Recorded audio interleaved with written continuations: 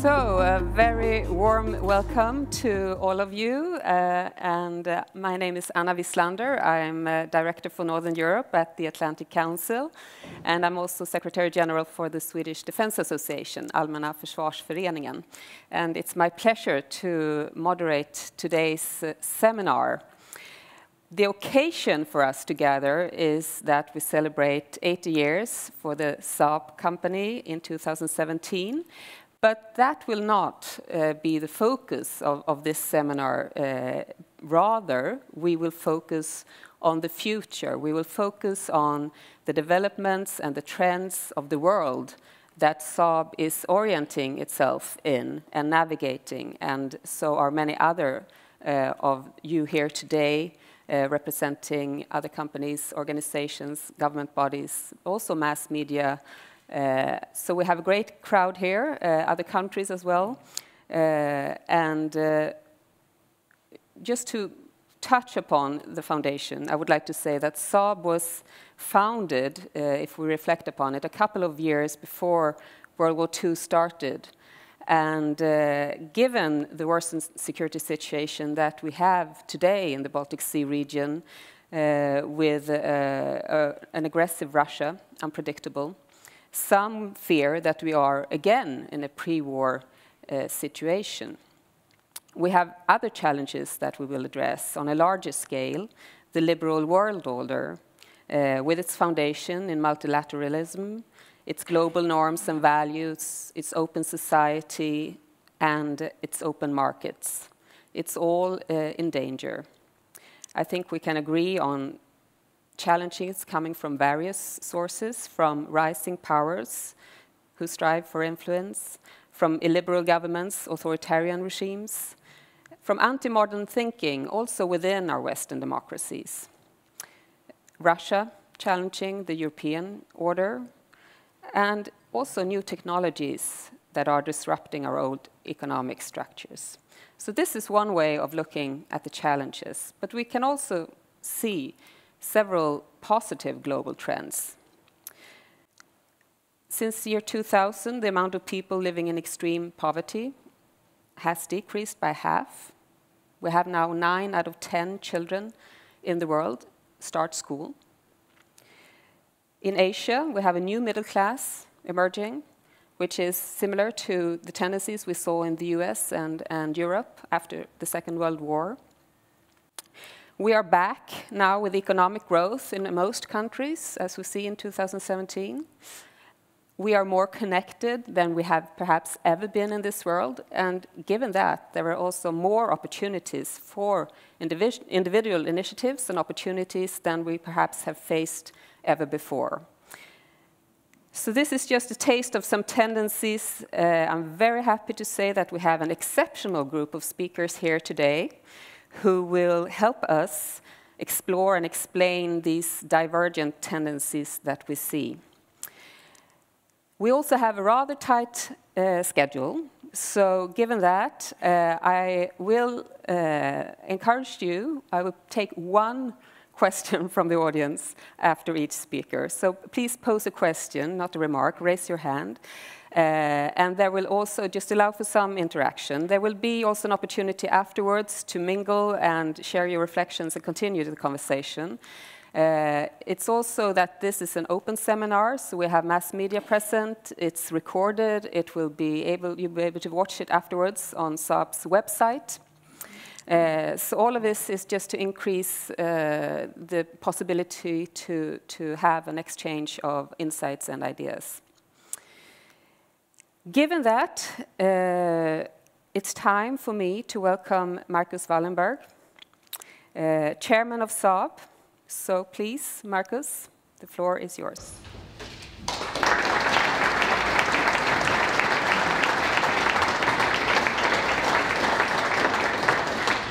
Thank you, Anna.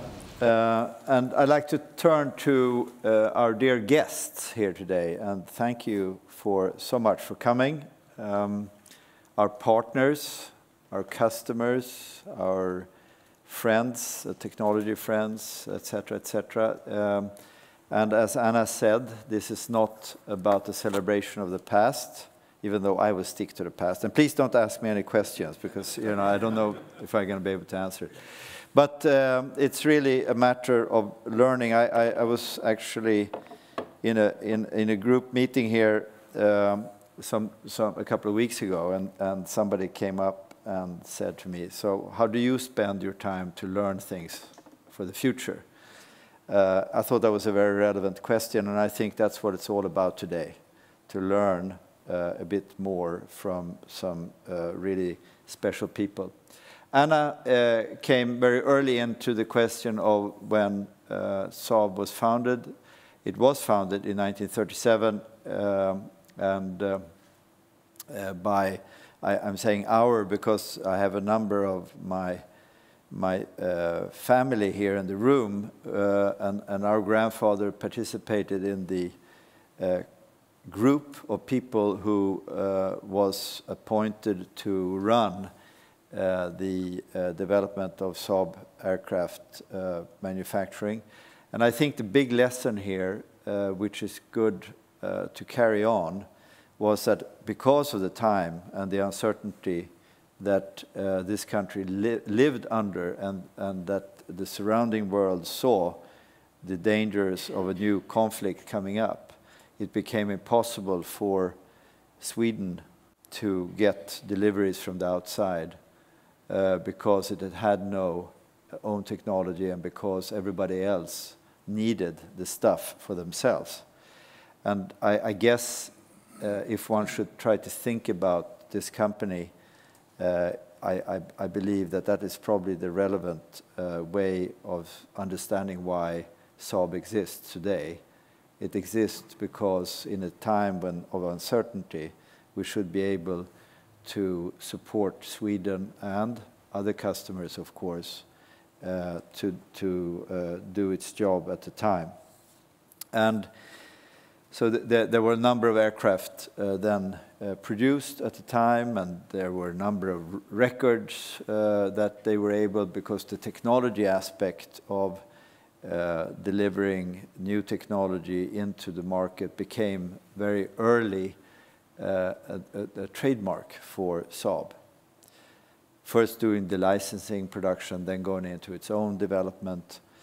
But then came the time after the Second World War, and that's when we started to produce cars, which may sound a little bit funny. But actually we did that, and we started to develop other types of technologies for ground-based defense, and et cetera, et cetera. And that was, of course, a very important milestone to see that we could do other stuff in this company. That actually has been a trademark of Saab going forward, in the sense that there's been a huge amount of spin-offs. Everything from safety belts to number of technology companies that we've been able to spin off as a possible civilian use of different things that we've been doing. But as we went along, we also saw the time and the possibility to get into adjacent fields of what we've been doing. So during the years that started and came after 2000 were the time when we made a number of acquisitions in Celsius and Ericsson Microwave Systems and Grintech, which were important milestones for us. And I'll come back a little bit because it actually started to really impact the future of Saab and what is important for us in the future. We are celebrating a year when in 1987 we actually saw the first movements of the Gripen aircraft. And it's interesting to note that 30 years after 1987, we are actually seeing the rollout of the latest version of the Gripen E. Why is that interesting? Well, it's interesting, at least from my point of view, because I listened to my grandfather and my uncle, who were in the debate with the Swedish government around the time of the Gripen coming along, where it was actually said exactly what has happened, namely This would be a great aircraft. It will carry technologies, it said at the time when the decision was made, technologies that did not exist at the time. But it will be a carrier of completely new technology in versions to come, that we were able to basically readjust the platform for the future. And I think this is really what has happened, and that is something that is very, very important. So this anticipation of technologies to come is another feature of this company that I think has carried our way of thinking, that we are actually trying to look a little bit over the horizon in terms of getting the things for the future. We have also another aspect of Saab, and that is that if we think about Moore's law in terms of semiconductors and very advanced electronics, and as we know, the basis for Moore's law is to increase capacity while reducing costs substantially. Actually, that is the benefit of having a very demanding customer, because that has been the aim of the Swedish government, and that's actually forced us to always expand the ideas of understanding how to increase the capacity, the ability of the products while reducing the cost for it going forward. And I guess that's also a very important thing for other parts of what we try to do, because it forces us to use the technology base in a very wide sense, so that we actually can reduce the system cost straight over and try to be at the edge of what we're trying to do. Without fantastic people, it would never be possible. We have fantastic people in our company. If I may brag about one thing, I think it's about our people. And I think that time and time again, they are able to turn out some really amazing stuff, if I may put it that way. And I hope that will be the plan and the possibility also for the future. So that was the history. If I may say something about the future, it will probably be that also this company is very much in the trying to be at the forefront of the digital age.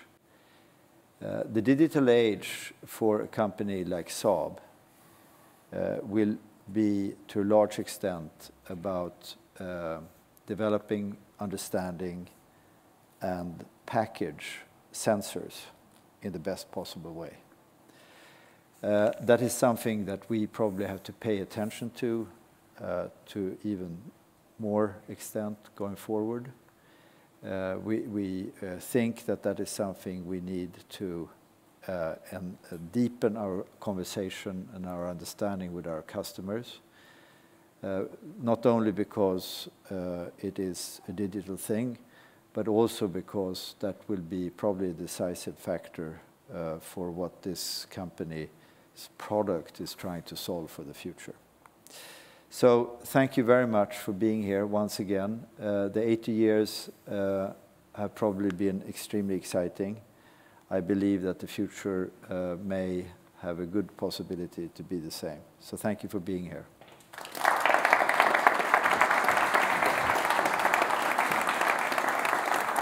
Thank you so much for that, Marcus. And it's time to introduce our first speaker today. It's Anders Fogh Rasmussen, who served as the Danish Prime Minister between 2001-2009, and as such was part of negotiating the historical joining of 10 new members to the EU. He then became the Secretary General for NATO, a position which he held until September 2014, so including the also historical, I would argue, Wales Summit meeting. And he's chairman of Rasmussen Global, a consulting firm, and also a special advisor to Ukraine President Petro Poroshenko. So a warm welcome to Anders Fogh Rasmussen.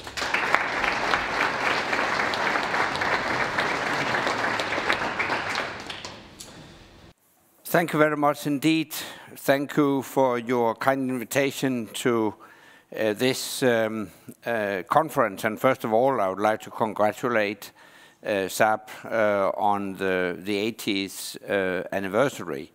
Though today we're not going to look back, but still, not least as Secretary General of NATO, I experienced firsthand how Swedish technology can contribute to peace and security in the world. And we are very grateful for that, as we are also grateful for the very close partnership with Sweden. I've been asked to give you an overview of the security situation, but when we talked about my speech today, I was also advised not to scratch in the surface, as it was put, but to dig a bit deeper. So I will try to dig a bit deeper. At the expense of the broad overview, I will go more into details about a couple of issues, namely mainly Russia. Try to dig a bit deeper into Russia's motives, Russia's goals, what is waiting around the corner. I will also say a few words about the Middle East, because the pressure and the instability in the Middle East has also direct impacts on the security situation in Europe. But first on Russia. What is the overall ambition of Russia? Well, I would say Putin and Russia have three overall goals. Firstly, to restore Russian greatness in the territory covering the former Soviet Union. Secondly, that Russia wants to have a say in world affairs. And thirdly, that Russia considers itself an equal with the United States. I see these three goals as the steering principle for the Russian behavior. Now, actually President Putin has changed in his approach to the relationship with the West. He started as a strongly pro-Western politician. He was elected president first time in 1999. And if you study his statements from 2000, 2001, you'll among them see statements where President Putin indicated an interest in becoming, for Russia, in becoming a member of NATO. It's quite remarkable. But he indicated that interest. He was among the very first leaders to call then President Bush after the terrorist attacks on 9/11, and he offered Russian help in fighting international terrorism. I still remember when I first met President Bush in the White House in March 2002, President Bush said to me, he said, I know, he told me, I know that in Pentagon there are many people who consider the Russians still as enemies, but I have looked into the eyes of Putin, he said to me, and I saw a friend. I think he was right at that time. My first direct meeting with President Putin was in May 2002, and at that time Putin was still a very pro-Western leader. We had a NATO-Russia summit in Rome where we established something very special, namely a NATO-Russia Council. Putin made strong statements during our lunch discussion about the need for a closer relationship between Russia and the West. The future of Russia lies within such a coalition with the West was his argument. Now, all that changed in 2005.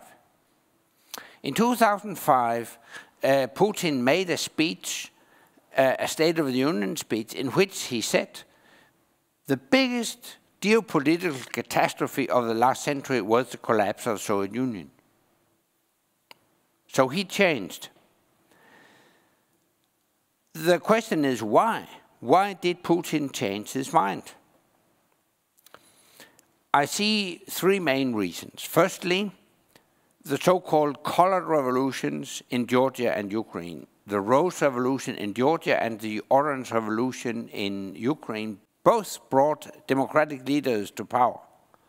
And Putin, who grew up in KGB, believes in conspiracy theories. So he was convinced that the Americans in general and CIA in particular were behind those colored revolutions, and that the aim was to export those revolutions to Moscow and get rid of him and his regime.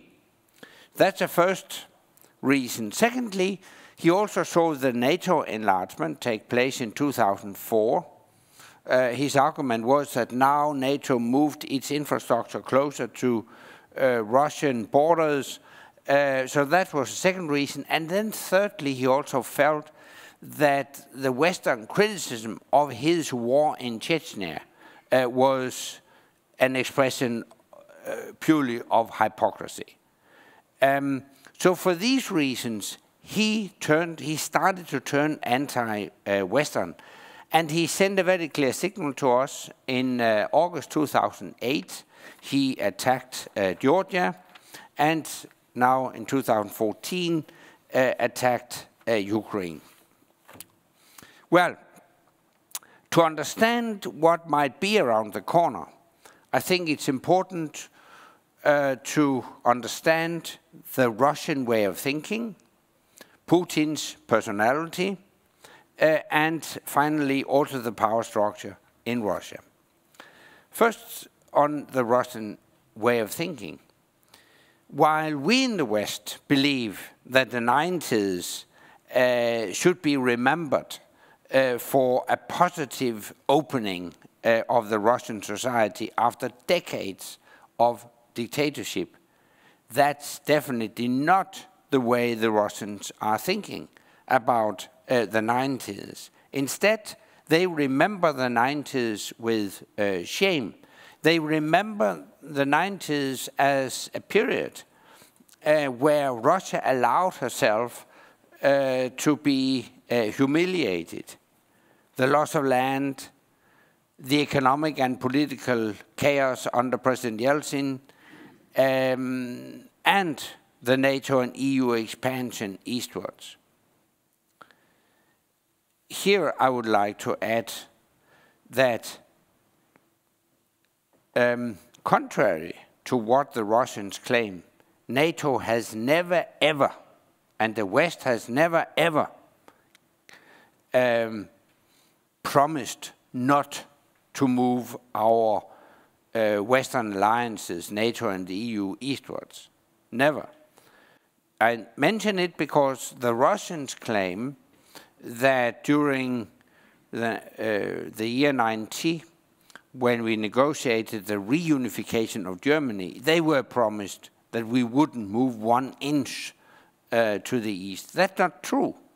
We're in the lucky situation now that documents from that period has now been declassified, so we can clearly see what was discussed and what wasn't discussed. It was not discussed. And NATO has never taken that decision, and we know that because all decisions in NATO must be taken by unanimity. So it's never been discussed. But that's the way the Russians think. Now, Putin's personality also plays a role. He wants to be seen as a strong man. And you have seen the helicopter rides with camera crews over the white-gray tundra looking for tigers and bears, often shirtless. He has a black judo belt and so on. You have seen those images time and again. And in 2013, the Forbes magazine nominated him the world's strongest man. I can tell you he really loved that headline. And on top of that, Putin pretends an ascetic and modest, a plain mode of life. His official fortune is stated to be a Spartan apartment and 3 cheap cars. And all over Russia, no statues of Putin are erected, no shops or streets, no ships or streets are named after him. And the Russians like that. Finally, on the power structure. The fact is that Russia is ruled by an elite. That elite is called Siloviki.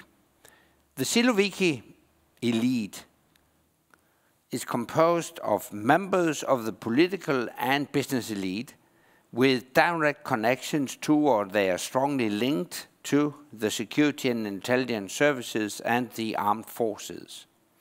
And around Putin, you have a very narrow circle of advisors, ideological advisors with a strong nationalistic agenda and also an anti-Western agenda. So, this Russian way of thinking, Putin's personality and the power structure leads to certain tools, certain instruments that the Russians use in international politics. I would highlight 3. First, a more ideological approach, we could call it Eurasianism. It's inspired by a Russian philosopher, Alexander Dugin, who once wrote a book called The Eurasian Way as a National Idea. So he has paved the way for the political proposal to create a Eurasian Union.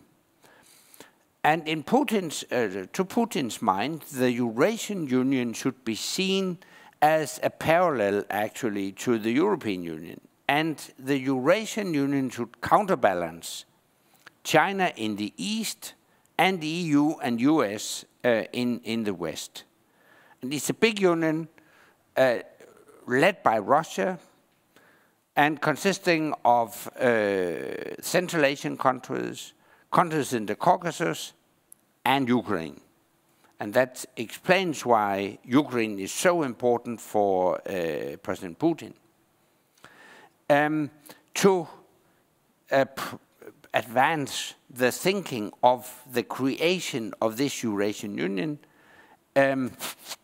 it's important for President Putin to prevent neighbors from Euro-Atlantic integration, to become members of EU and NATO. And to that end, they use both sticks and carrots. Carrots could be cheap gas, for instance. They have provided cheap gas to Armenia. And sticks could be either higher gas prices, or it could be frozen conflicts, as we have seen in Transnistria in Moldova, Abkhazia and South Ossetia and Georgia, Nagorno-Karabakh between Azerbaijan and Armenia, and, of course, Crimea and the Donbas region in Ukraine. Because Putin knows that as long as these frozen conflicts are unsolved, both EU and NATO will be reluctant to accept those countries as members. So that's one instrument, Eurasianism. A second instrument could be called Ruski Mir. It means the Russian world. And that's also a kind of ideological thinking. Russian world is centered around a Russian World Foundation that was established back in 2006. And that has given birth to the Putin doctrine, that Russia preserves the right to interfere in other countries if they consider the interests of Russian-speaking communities to be challenged or threatened. Because Russian world means that Russia goes beyond the formal borders of Russia. It also includes Russian-speaking minorities in other countries. To that end, they have also created media like Russia Today, and the newest is Sputnik. They use social media intensively. In St. Petersburg, you will find a lot of internet trolls. They look like grassroots, but actually they're financed by the Kremlin. They produce fake news. If you follow Twitter accounts and Facebook accounts, as soon as something about Russia is uploaded, they try to confuse the facts by spreading fake news and asking a lot of ridiculous questions. And in general, they try to discredit Western democracies and split Western alliances. So that's a second instrument, the Russian world, Ruski Mir. And then the third instrument is what I would call religious nationalism. And to that end, Putin has created an alliance with the Russian Orthodox Church. Because the Eastern Orthodox Church has a reach that goes far beyond the Russian border. Of course, mainly in Greece, but also in the Balkans, as in Serbia, Montenegro, Macedonia, other countries. But it also has a reach into NATO, like in Bulgaria and Romania. And this is also a reason why Putin considers it an efficient instrument to be seen as the guardian of conservative nationalistic values. And that's the reason why you will also see Russia has a lot of support from conservative nationalistic parties in our Western alliances. So, based on all that, what is waiting around the corner? My assessment is that we risk a new Cold War, because this is a new ideological struggle, not between communism and capitalism, but we have this Eurasianism. Putin will be around until 2024. The elite in Russia is bound closely to Putin. The elite in Russia is interested in having an external enemy. And of course, the West can never accept new dividing lines in Europe, so we can never accept the illegal annexation of Crimea into the Russian Federation. What could be done to shorten this Cold War period? Based on my experience, based on my many meetings with Putin, I would say a firm and united stance. And I think it was because of transatlantic unity and our firm stance that Putin recently proposed a peacekeeping force to be deployed in Ukraine. Of course, it's a non-starter as he presented it, but we should build on it because we need a peacekeeping force. But we need a peacekeeping force that can control the real border between Ukraine and Russia. So my point is peace through strength. By demonstrating strength, we can tell Putin the costs of continued confrontation is too high, so better cooperate with the West, as you once suggested when you were a new president many years ago. And then we should help Ukraine, our Eastern partners. So I think Putin will consider any Western concession as a weakness he can exploit. So the only way to get him to engage constructively is to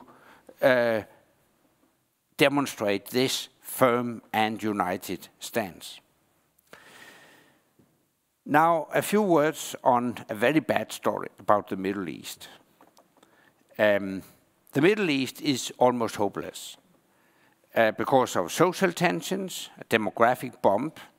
2/3 of people in the Middle East are less than 30 years old, and on top of that you have bad governance, few jobs. But even worse are the religious tensions. The fight between Sunnis and Shias, a Sunni camp led by Saudi Arabia and a Shia camp led by Iran.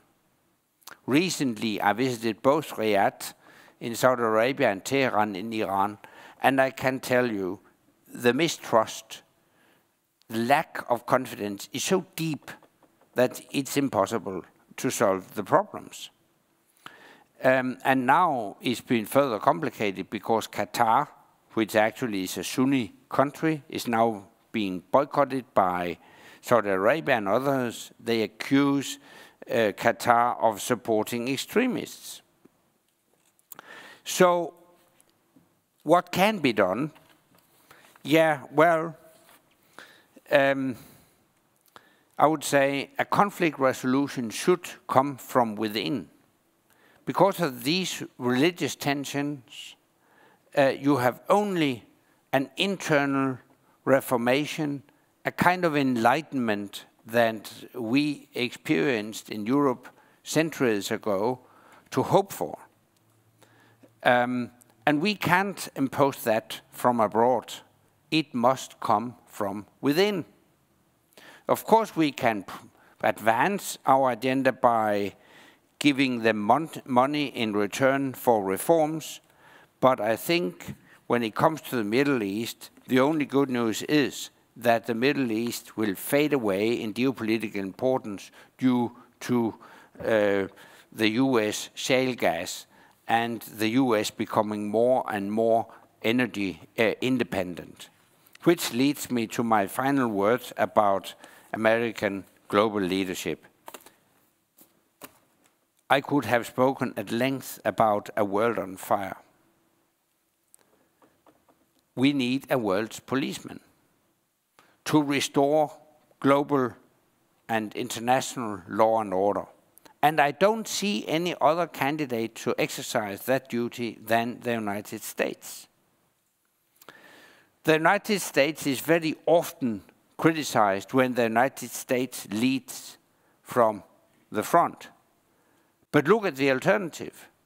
When the Americans lead from behind, or if they don't lead at all, you will see the consequences. The costs of inaction are very often higher than the costs of action. So what we need is a global policeman, and it's also in America's self-interest. Because if the Americans don't go abroad to fight the terrorists will fight the Americans on American soil. Prevention is also, when it comes to security policy, more effective and less expensive than cure or treatment. The Americans learned that the hard way when Pearl Harbor was attacked. It wasn't until the attack on Pearl Harbor that the Americans engaged in the Second World War. And finally, it is in America's self-interest to maintain that world order that they created immediately after the Second World War.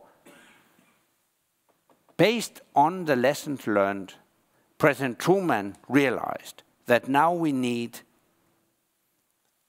a world order led by the United States, centered around institutions where countries abide by certain rules. And all presidents, from Truman till George W. Bush, adhered to that principle.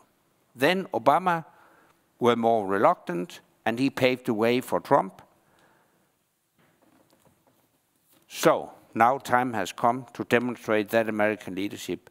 I think the formula should be, as late President Ted Roosevelt said, speak softly, but carry a big stick.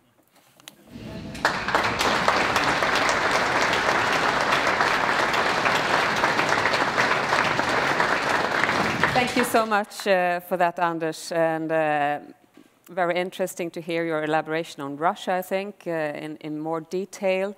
To my mind, when you said that the response needs to be firm and united, my thoughts went to the recent developments within the European Union, where we have seen attempts to build a stronger defense cooperation within the EU. There are also attempts to build stronger bridges between the EU and NATO. This is a question that goes way back to talk about a stronger partnership between the US and Europe, and that Europe needs to step up on defense. But it would be interesting with your background to hear, how do you assess these new attempts from the EU to strengthen defense cooperation? Is the EU on the right track on this issue?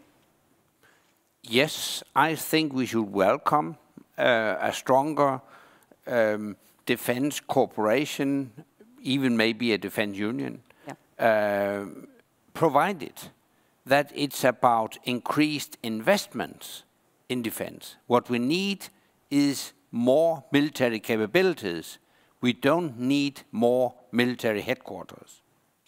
So capability focused, yes. It should be capability focused, and that way it could be a strengthening of what we call the European pillar within NATO. As you know, we decided in Wales in September 2014 that within the next decade, all allies should fulfill the 2% defense investment criteria.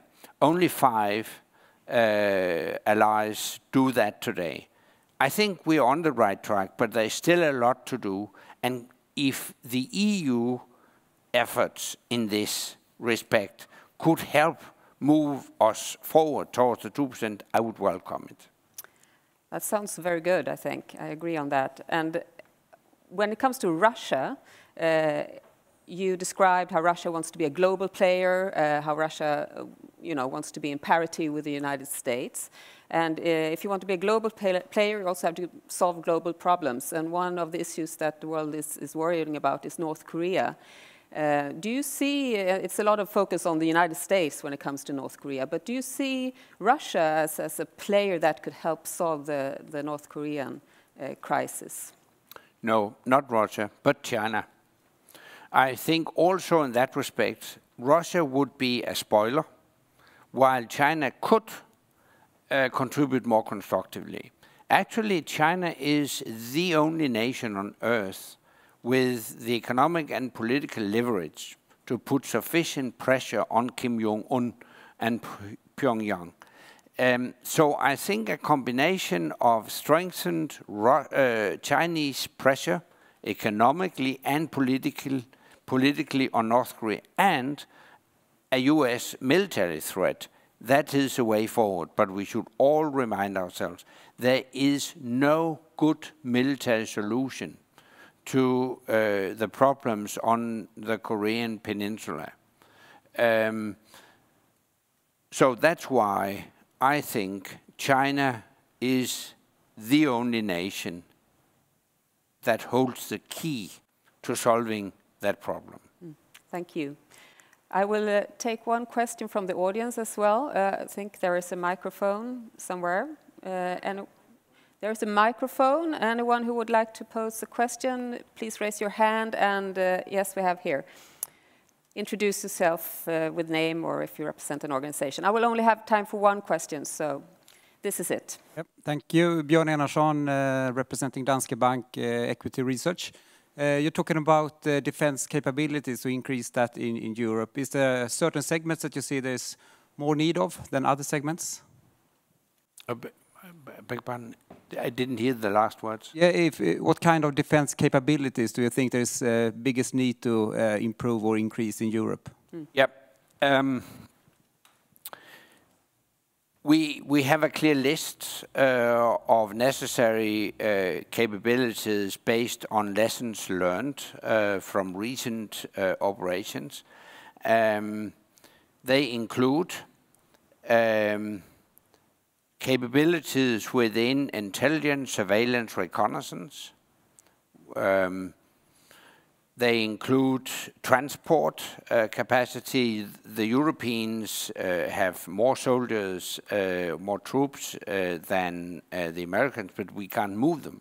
Whenever we want to participate in an international operation, we ask the Americans for help to transport them. So we need, in particular in those two areas, we need more capability. We also learned that during the Libya operation that air-to-air refueling is a very important capability where NATO as such has a capability, but it's mainly the Americans that have that capacity. So within NATO, we have a long list based on recent operations, and that's now included in our defense planning. I should add to that, not only defense planning within NATO, but also including our partners. Great. Like Sweden. Yes, like Sweden.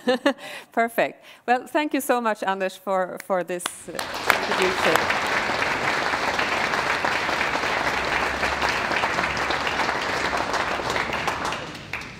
So we also heard Anders saying that we need a global policeman, and that should be the United States. And we will learn more about American leadership and the status of the transatlantic link from our next speaker. So I'm especially happy, I must say, to introduce a great colleague of mine from the Atlantic Council, our Executive Vice President, Damon Wilson. He has previously held high-ranking positions within the National Security Council and in NATO and the US Embassy in Baghdad. And throughout his career, I'd like to emphasize that Damon has been committed to Europe, whole, free, and at peace, to include Europe's East, to include the Western Balkans and the Black Sea region, to strengthen the NATO alliance, and to foster a transatlantic partnership capable of tackling both global challenges and promoting our common values. So please, Damon, the floor is yours. Thank you, Anna. Thank you. Thank you so much, Anna, for that kind introduction. It's a real pleasure to be here in Stockholm with all of you, and I want to just begin by giving my thanks and gratitude to Marcus Wallenberg for bringing us together for this security seminar today, and Håkan Buska, who we've had the opportunity to host in Washington. It's great to be here with you in Stockholm. And I'm delighted that we're joined by Michael Anderson, who's the CEO in Saab North America, who's become a fixture of the policy community in Washington. It's great to be back here in Stockholm with you as well. And thank you, Michael. We're going to hear a little bit later from Minister Peter Hultqvist.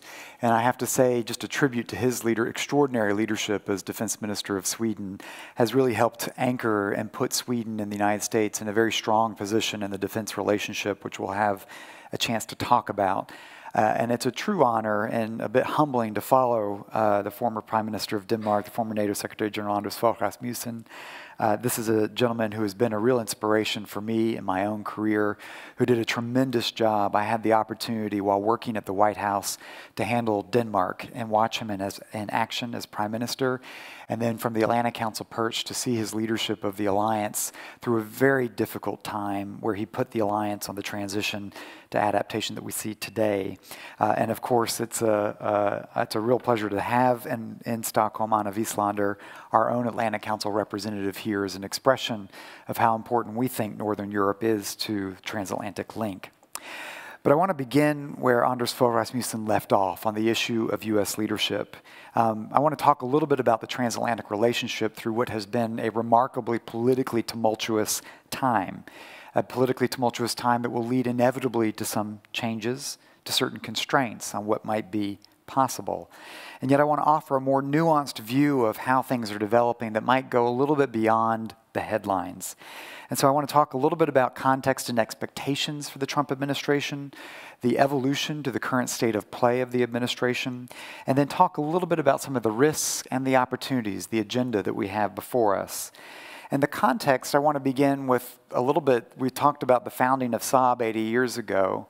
The founding of the Atlantic Council, my organization, was out of the ashes and blood of World War II. It was created by those that served in the Truman and Eisenhower administration. And when they were in government, they set out to do something pretty profound, learning from the lessons of the past, to make a permanent American commitment to the world, to forge permanent alliances, and to make the case for sustained American leadership and engagement, which was anathema to our historical record and the instincts of our politicians and our public. And they came together at the very beginning of the Kennedy administration, called together across party lines because of the challenge that we faced from the Soviet threat. And they realized that we needed to have a civil society organization that made the case for permanent American leadership at a political level, that made that case to the American public, and that set out an ambitious agenda for that alliance. So our mission, working together to secure the future, means we don't come to these issues neutrally. In many respects, that founding story, that founding purpose, remains profoundly relevant today as America debates its own role in the world in front of us.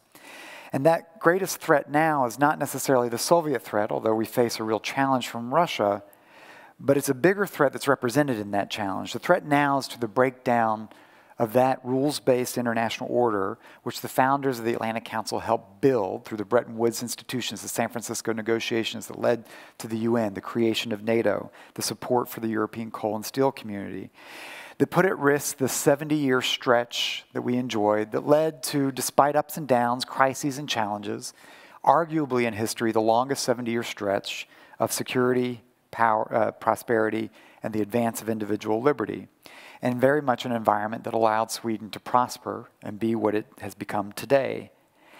For us at the Atlantic Council, we were concerned about the state of that legacy even before the US election. Through our own research, we had identified sort of major trends that we were quite concerned about. The fraying of Western democracies, the beginning to doubt our model of democratic capitalism. Could it fulfill the expectations and needs of our electorates? The return for the potential of great power conflict. The proliferation of technology, which empowered so many in a democratization of power, but yet had a very potentially dark side. And the breakdown in the aggregate of this liberal international order, compounded by the uncertainty of the US role in the world. And then enter Donald Trump. So in many respects, we believe this is a time to rally, go on offense around our mission, but to do so in a way that's pragmatic, that's constructive, and that focuses on the outcomes. So where were the expectations for this administration? You know, it took power against the backdrop of an emboldened Russia where there was a fear that there would be a deal with the Kremlin that would sell out our values or our allies, against the backdrop of an EU that was economically weakened and politically divided north-south, east-west with the body blow of Brexit, where we were concerned that the United States would move from being a force for support of European integration, which had always been part of American strategy since World War II, to now becoming a force for fragmentation in Europe. And we were concerned about the concept of U.S. retreat in the world, whether from the long wars, more broadly in the world, or its institutions. And if you think about how the administration has unfolded, it hasn't been that long, but I think you have to divide it. Let me talk first about the first 100 days and then the second 100 days. A very strange concept to think of, pretty profound pivot point that early in administration.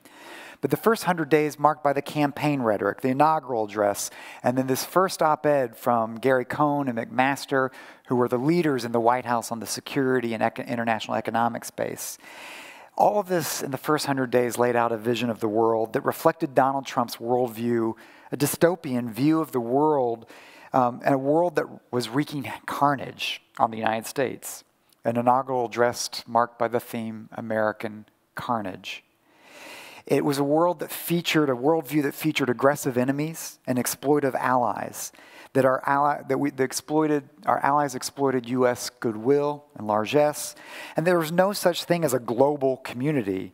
But to quote, as these leaders put it, but an arena where nations, non-governmental actors, and businesses engage and compete for advantage, we embrace that. This was the world coming to bear in the first 100 days. Allies were seen as temporal transactions, alliances as burdensome, as cumbersome. And the President of the United States was unwilling to reaffirm America's profound commitment to the defense of our allies, shaking sense of security to its core. There was a clear hierarchy of threats articulated, ISIS and Iran by far at the top of the list, followed by North Korea, and then to a lesser extent China, and a lesser extent Russia. Values were rarely mentioned in White House statements and dismissed in the inaugural address. It was America first, unvarnished. U.S. leadership primarily to serve U.S. interests, vice shared interest, and a foreign policy increasingly driven by domestic and commercial policy. Europe policy looked like it was headed to be all about trade imbalances, burden sharing, and counterterrorism and migration. Then let's look at the second 100 days. A new team on the inside in power on the national security front, the President's Warsaw speech, and now another second Gary Cohn McMaster op-ed. This was marked by the arrival of General Kelly as Chief of Staff at the White House to instill some discipline in what really had been a chaotic bureaucratic process at the White House. It reflected the consolidation of General McMaster over the national security team, and through the issue of Afghanistan, the expulsion of Steve Bannon and his acolytes from the National Security Council staff, which led both to McMaster's consolidation over the agency and the process, and also to an outcome on Afghanistan that was the complete opposite from what you would have imagined from President Trump during the campaign. It was marked by a Warsaw speech, which was one of the first major foreign policy speeches, where we saw the emergence of some reassuring principles, but not yet a strategy. It reflected a personal and forceful concept, the defense of the West and Western values, the mention of the importance of individual freedoms and rule of law in Europe. The President referring to a strong Europe as a blessing, a significant phrase, although they explicitly did not say the European Union. And he reaffirmed the U.S. commitment to Article 5 and heralded NATO's victory during the Cold War. And yes, he called for NATO's continued adaptation to address new forms of aggression. And then Gary Cohn and McMaster again published a second op-ed, this time in the New York Times. If you contrast their second op-ed to the first one, the first line of this op-ed talks about further advancing American interest and values and strengthens our alliances. It talked about the best possible outcome for America and our allies. It talked about our values are worth defending and promoting. This tone was profoundly evolving. And we watched Vice President Pence pick up the mantle of reassurance of our nervous allies by visiting Tallinn, Tbilisi, Podgorica, to reassure nervous Baltic allies, to tell Georgia that it still stayed within our favor and the open door remained viable, and to go to Montenegro just as it was becoming a NATO member and had weathered a Russian-backed potential coup attempt. And we saw a budget that started to translate this into reality, that put $1 billion extra into European defense, and that was an expression of the Trump commitment to muscle over diplomacy or development, with an announced 30% plus cut in the State Department. So where are we? What's the state of play now? Well, we have the consolidation, and I would say consolidation, of an Atlanticist cabinet, an internationalist Atlanticist members of the national security team who are actually quite remarkably aligned. I've served in 3 White Houses and have watched the functionality and dysfunctionality of the personal rivalries that mark our cabinet leaders. Almost in a sense, because of the uncertainty of the president, these national security officials, they got each other's back. And it is under the surface working in a remarkably integrated way. We've had clarity on where it matters most, on key security issues. And we've begun to see an interagency process that actually works.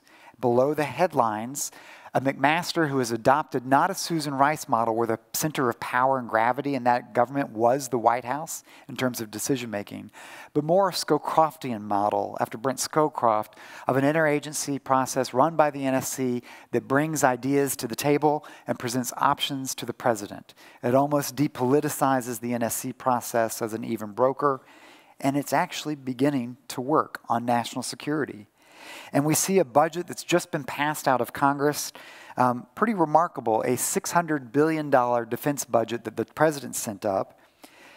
Congress increased it to $640 billion, plus $60 billion for our war operations, a $700 billion defense budget just passed the Senate, 89-8.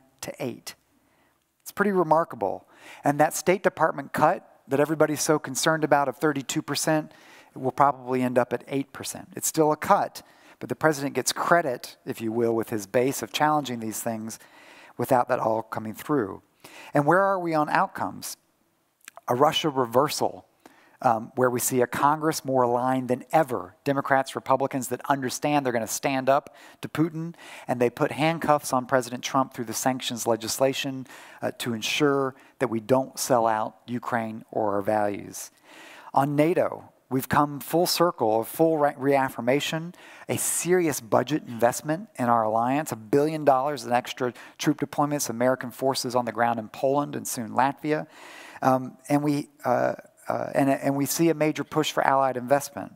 My chairman at the Atlantic Council, John Huntsman, a very reasonable, rational leader, is now our ambassador in Russia. Not naive at all about the challenge of Mr. Putin. And on Ukraine, a country many feared that we might sell out, the U.S. is in the game for the first time in a real way, I would argue. When Trump told Chancellor Merkel he was reassured that she had Ukraine, and she said, no, it doesn't work that way. We need the U.S. in the game. And the president turned to the Secretary of State and said, okay, you got to figure something out. And now we have Ambassador Kurt Volker, who will be in Stockholm next week, actually driving an American strategy on Ukraine in a way we haven't seen since the crisis. We have clarity of reassuring along the frontiers of freedom, this pinch trip to these nervous allies, the reaffirmation of an open door. And we see an Afghanistan policy decision in which we basically have said we're there for the long term. We understand our commitment and how we need to do it. And for the first time, I would say in 12 years, we have an incredible alignment within the U.S. government to back our generals on the ground in Afghanistan in a way that just hasn't been the case. Now, this doesn't mean this is all good and we're through tough times. We've got pretty profound challenges and risks that we await. To be clear, there is no strategy yet. We haven't heard that from this president, this White House.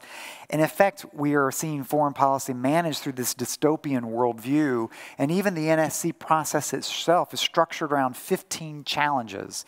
This means is that we're managing all these problems rather than being able to articulate what we are for, what we want to represent, what we want to achieve in the world. We're managing against problems. Defense of the West, the language of God, blood, soil. The president's UN speech emphasizing sovereignty, on the one hand, picks up conservative social themes that you can hear echoed in President Putin's rhetoric. There's a dangerous synergy there about law and justice in Poland feeling emboldened to tighten the script, its grip on Poland, or to use some of these terms. But there's also the opportunity, as the White House works this, to turn defense of the West into defense of the free world.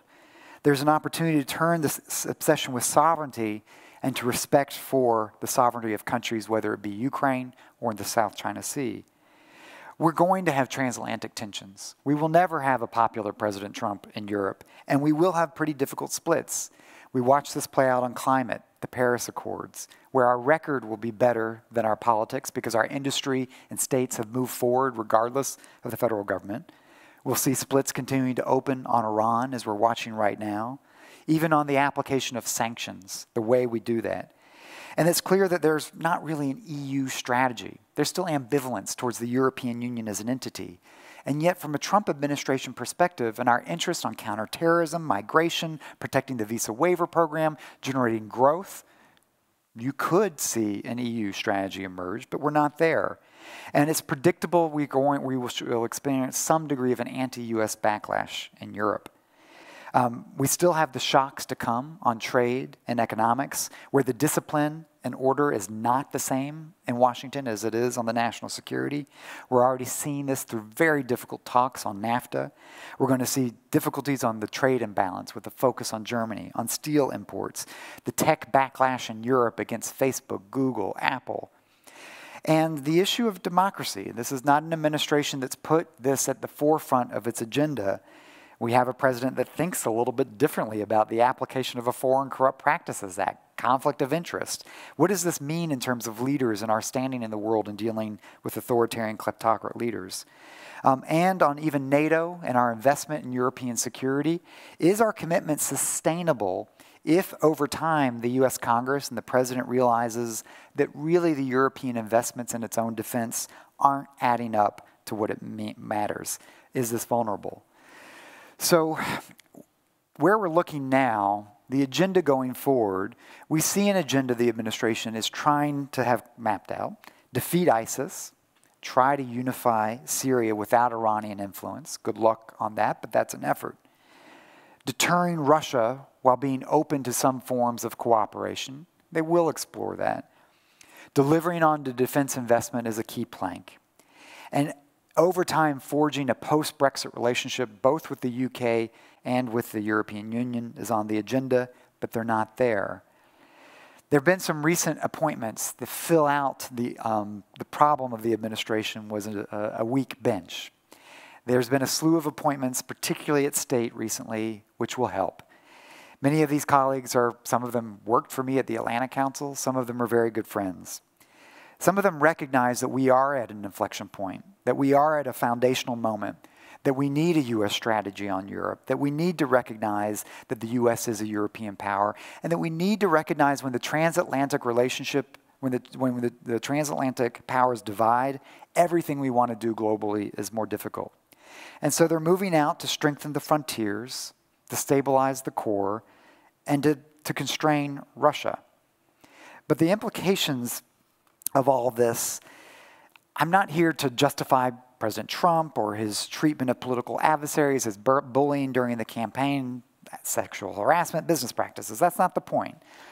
Or also, I'm not here to tell you that the drama of the Twitter account and the headlines that it will fuel on a daily basis will end. It won't. That's who the president is. But I am saying for your own interest, it's worth looking beyond that. He won't exactly speak softly, as the Secretary General recommended, but from a self-interested perspective, with a dose of pragmatism to recognize the long-term issues at stake, the binding elements of the transatlantic link, and even on those issues where the president tried to challenge some of the fundamentals of American policy, the rallying of Americans, Democrats and Republicans alike, to defend those and to make the case for them. And so this means that you can find counterparts to advance the ball on the issues that are most important, which will likely be off the radar of the president in any case. And the U.S.-Sweden relationship really had hit extraordinary heights under President Obama with his visit here, the Principal Declaration, the White House summit. But this will continue in many respects. We watch Aurora 17 play out, the largest exercise here in 23 years with over 1,000 American troops. Sweden's participation in NATO's military planning exercise just recently. The DASD official in the Pentagon who represents Europe on one of his first trips came to Sweden. General Mattis soon to Finland. There is an opportunity, as Sakir, or Scaparati, the American general, just said, interoperability with Sweden remains vital to American interest. So what we're looking at is how to not throw out everything, but how to improve some of these things, how to work on them, and for Washington to continue to recognize Sweden's important role. The Swedish voice inside the European Union is critical to American interests, whether it's third-party defense availability within EU defense procurement decisions, the pushing of the transatlantic link, the recognition of the supply chain that even Saab represents across the Atlantic. And so with U.S. interests, we're focused on how to engage in this region. And I think that's partly why we're here. That's why we're here with Anna as well, the Atlantic Council, because we have an opportunity to build something that is enduring, that can help weather these political turmoil, political challenges, be focused on our common interest across the Atlantic, and build a relationship with the relationships, the expertise, and the institution to help weather the political challenges. Thank you. Thank you.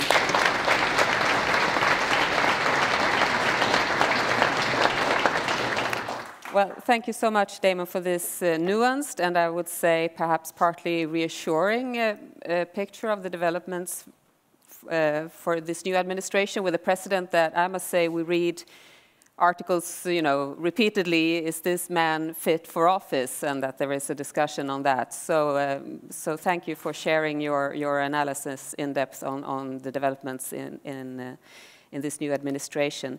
I wanted to touch upon the issue. You said that the US has always been pushing for European integration.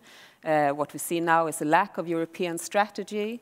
But I think in Europe we are a bit revealed after 2016, where we had Brexit and then Trump election. Then we had the super election year, 2017 elections in Germany and France, and it's pretty good as we see it now, Merkel and Macron. But if you look at European leadership from a transatlantic perspective, do you say, is Europe on track? Do you think we have the leadership enough to push ourselves towards more integration? I am hopeful for a sense of European leadership. I would like to see many of our European allies and leaders helping to maintain this sense of a North Star, the North Star of the power of democratic capitalism as a model. And even when there are questions about what's happening in the United States, for Europe to sort of retain that sense of ownership and leadership of this of the free world in many respects. I think that we are invested in the success of the European Union. We've watched an ambivalent administration sort of grapple with this, kind of even learn, as the president joked in his first meeting with Prime Minister May, who's next coming out of the EU. And she very clearly told him that no one's next, and we don't want anyone to be next to come out of the EU. And he acknowledged, okay, I understand that. I think we've got a learning curve here. What I hope is that we see productive European leadership focused on its economic growth and focused on defense investment, but recognizing that a defense investment and partnership and alliance with the United States will be the way forward, and not a sense of defense investment as a bridge or as a divide between the United States and Europe. Even since President Obama, the Libya operation, the message was clear. We're not going to be there all the time for you in Europe. And so the impetus to build that leg in Europe is important. I just hope that we can build it going forward in a way that's not acrimonious between the US and a European defense, but is actually more integrated. Just to touch briefly again on China, since China is such a major actor, we've talked about the transatlantic leg, but if you look slightly on the Pacific leg from American foreign policy, with President Trump having from time to time a high voice on China and then going down and so on. What's your, if you look at the China-US relation ahead, what's your assessment of that? Well, a couple of things. I mean, one, there was great concern coming in that he was pulling out of TPP and starting a trade war with China, and this is a disaster, it's a mess. In many respects, you saw a profound reversal in the very early stages, in part because of Steve Schwartzman, who was the head of his business council, my chairman, John Huntsman, who was ambassador to China, and just a few conversations with the president to kind of explain the implications of a head-on clash with China on trade and what that might mean. You saw his hosting an engagement with President Xi take a profoundly different tact in the first 100 days. We still have problems ahead of us, but you see an ability to listen, to learn. And if you combine that, also the recognition among the team that because of pulling out of TPP, you can't just pull out of TPP and then be absent. So in many respects, it might not be the ideal outcome, but as we pull out of TPP, the team is leaning in on the security side, leaning in on the relationship with Japan and South Korea on the defense side.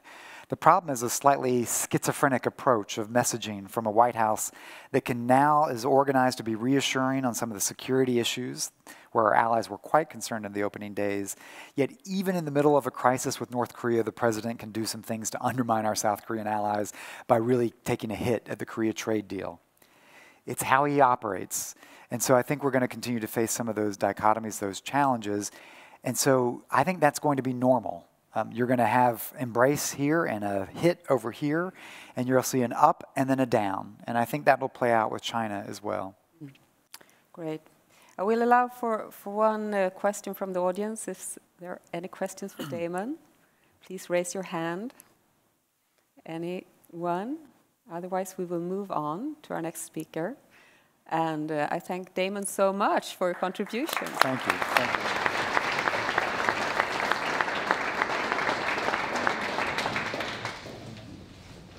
With our next speaker then, we will leave international politics behind and move into the world of digitalization and how it affects society. Sara Örvall is an independent senior advisor and public speaker. She has previously served as senior vice president at the Bonnier Group, where she headed and managed the global R&D unit. She's also a board member of a range of companies, among them Bonnier News, Bisnode, and Investor. Sara's driving force is to understand new technology in the modern world and where it's taking us. So I look forward, and I'm sure you do as well, to hear her insights on that. Please, Sara. Thank you. The floor is yours. Thank you.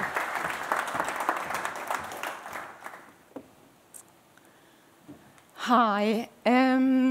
I've been invited to talk about how emerging technologies may disrupt truth as we know it. I'm planning to talk about 3 different areas. First, the truth about us as individuals. Secondly, the truth in news, information, facts in a modern media ecosystem. And thirdly, about big data flows and what kind of truth they will deliver in the smart future cities. But I want to start with the connected individual. And actually, I want to start with me. Because this is my personality, my needs, my values, as delivered by IBM Watson. I gave them my Twitter account. They gave me my personality insight. As you may notice, I only have 7% likelihood to take pleasure in life. So now you know what kind of presentation you will all expect from here. Now, this is another personality insight tool called Crystal Nose. When I email my friend, a colleague, Mariana Toimanen in Finland, I will get this pop-up. I've done to my email system. So it will tell me that we're 78% similar, but also how she is as a person. She's persuasive, she looks at the big picture. And when I start to email her, I'm given even more guidance. So it says stick to 1 to 2 sentences because she does not read that long. Because this system has mined all my previous email conversations with her. Now, you may wonder how accurate are these systems. Now, these are just beta versions. But the leading world expert on psychometrics at Cambridge University called Michael Kosinski, he has proven that by only giving him 68 Facebook likes, he can predict sexual orientation, political, religious affiliation, your skin color, and even potential drug abuse. If you would give him 150 likes, he can describe you better than your own parents. 300 likes, better than your own spouse. Now, if we then start to add other information sources, these pictures become even more colorful, even more detailed. As you know, the new iPhone will be delivered with facial recognition. That is a way to identify us without using the PIN code. But it's also a way to detect our mood, if we're angry, happy, sad.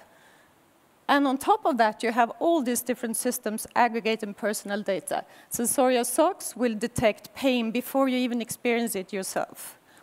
These devices, they will detect skin galvanic response. That means the stress levels.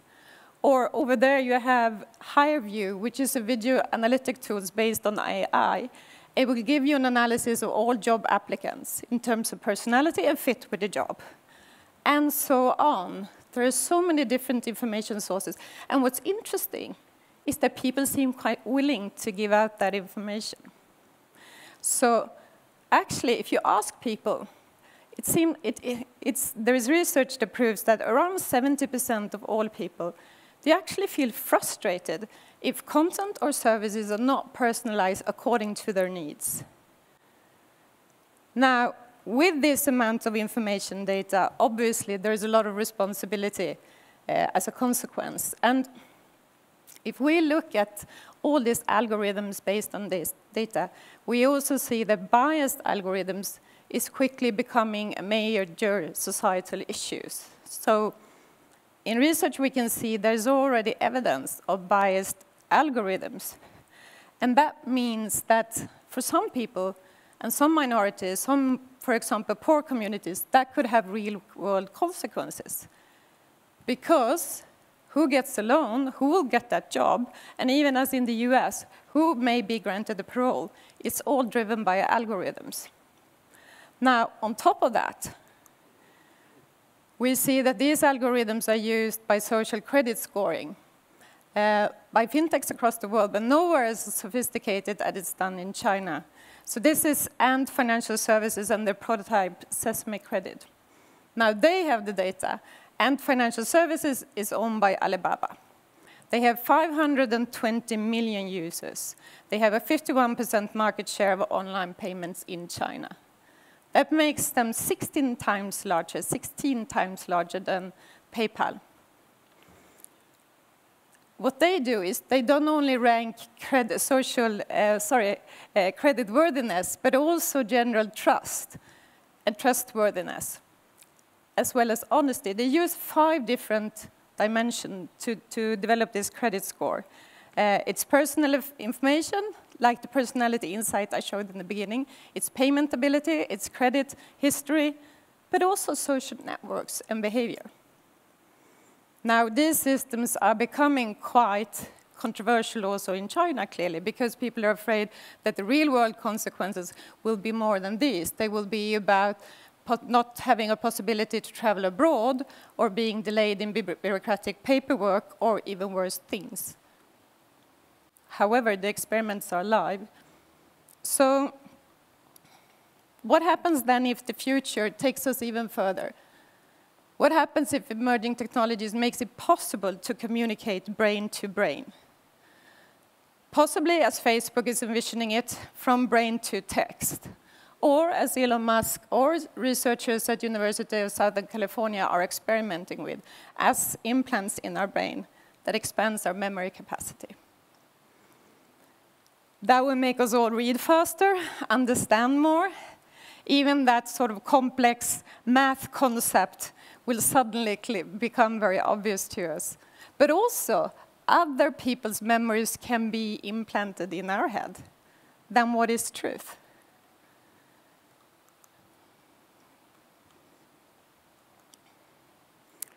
And how will this information from my brain be used in data analytics?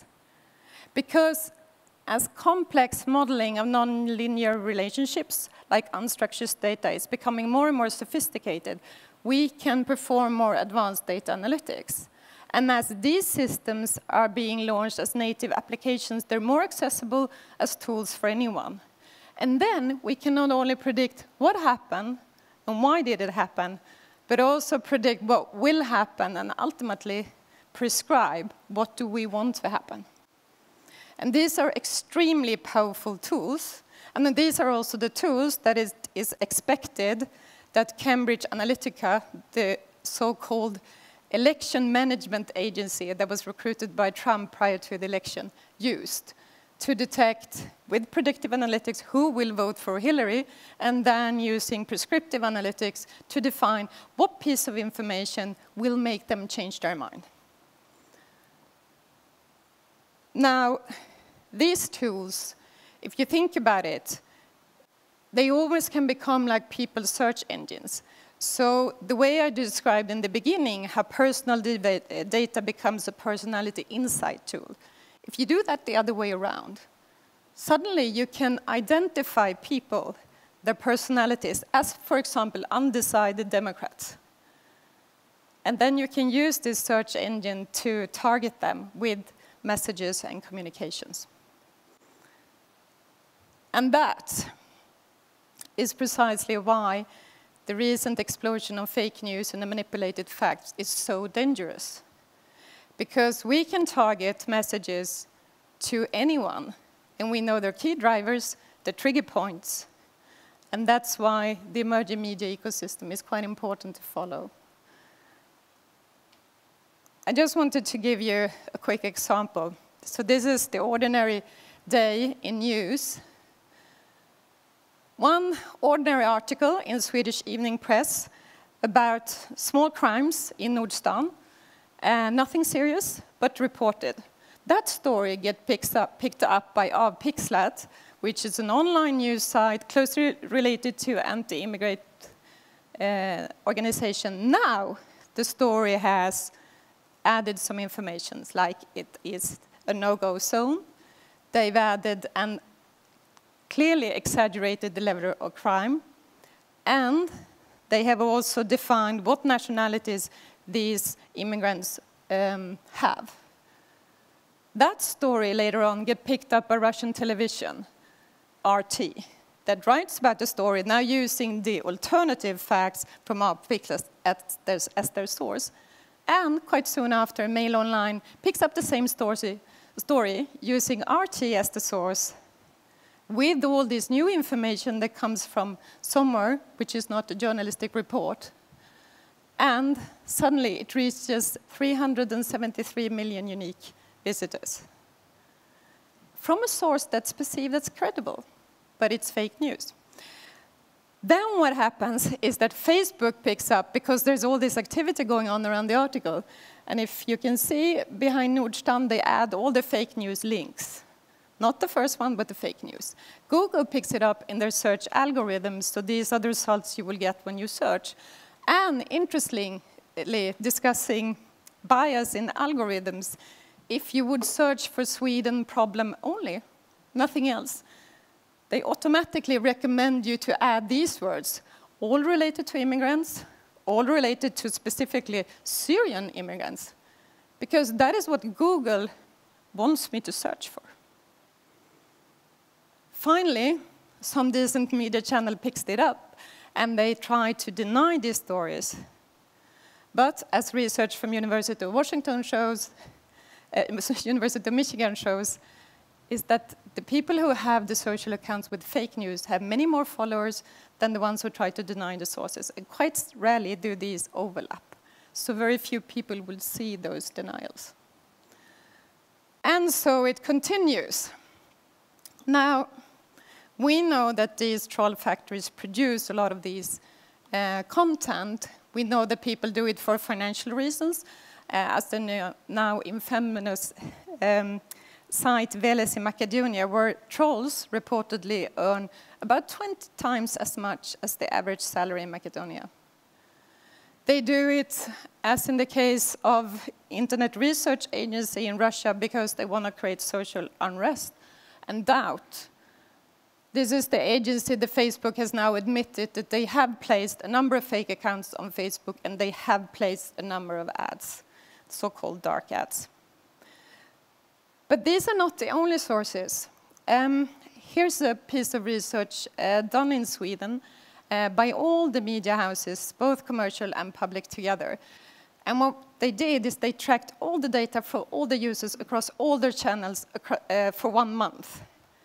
And 38 million data points later, it becomes very clear that the top segments of this group, the enthusiastic, traditional, and dutiful news consumers, they all have high trust in society.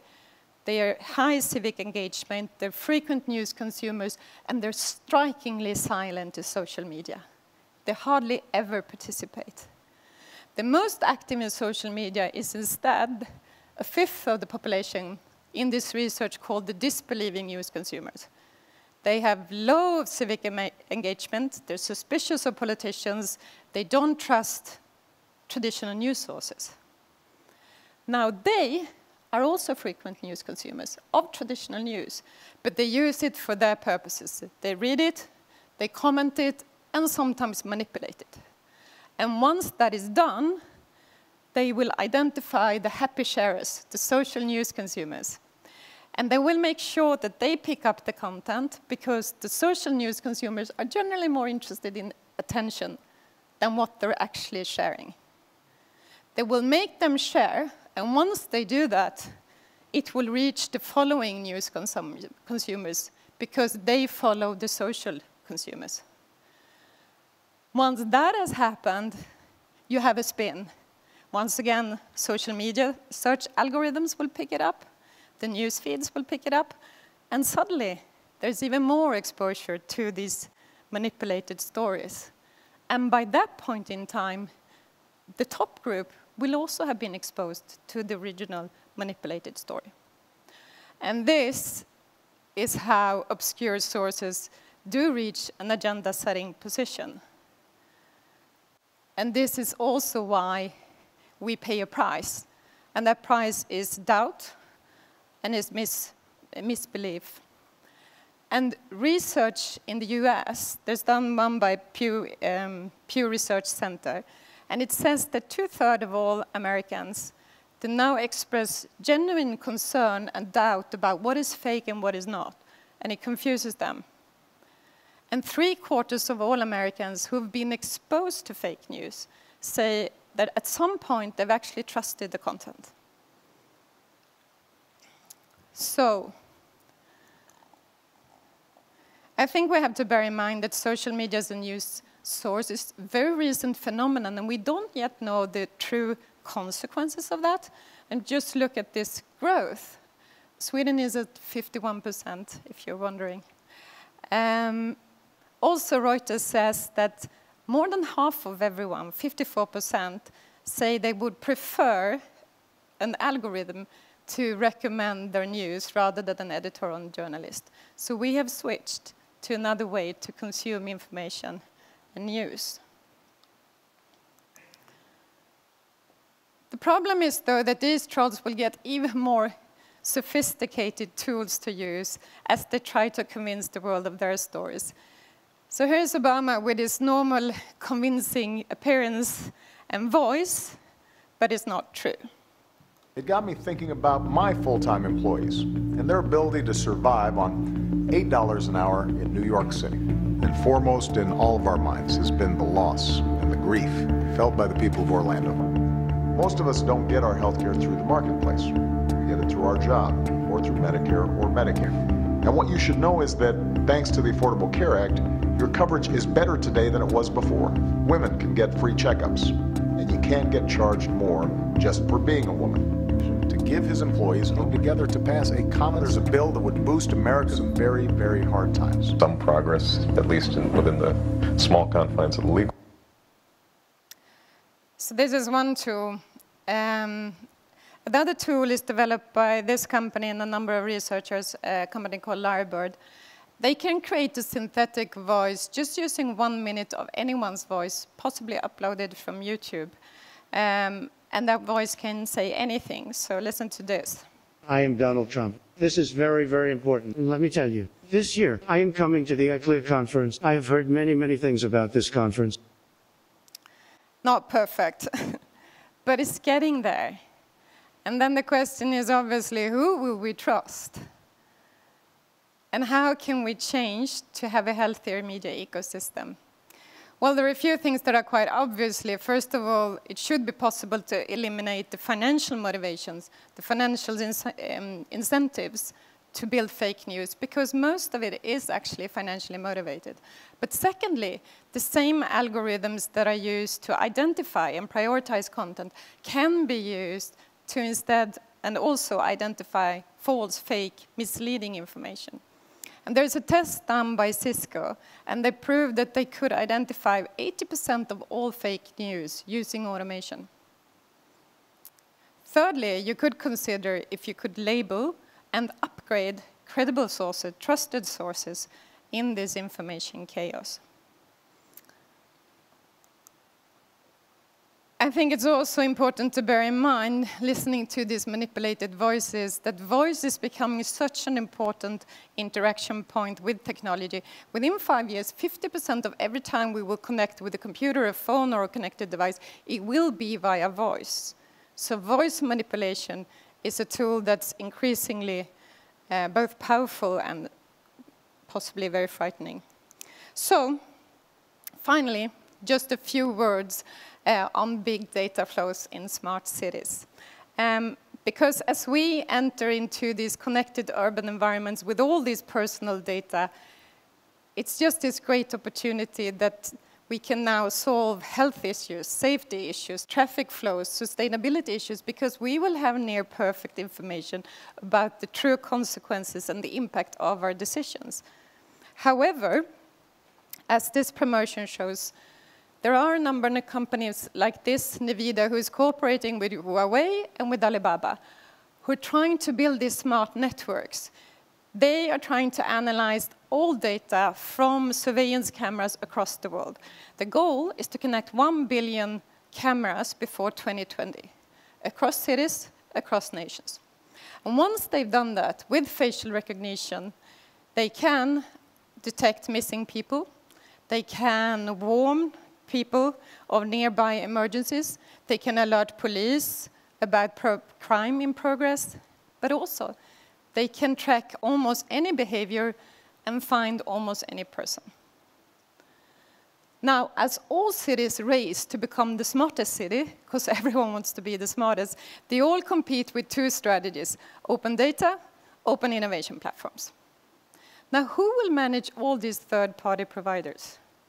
And if you look at the Facebook, the Googles, the Apples of the world, they've employed thousands of people just to test, verify, quality assure all the apps that are delivered on their platform. So will all smart cities employ similar systems?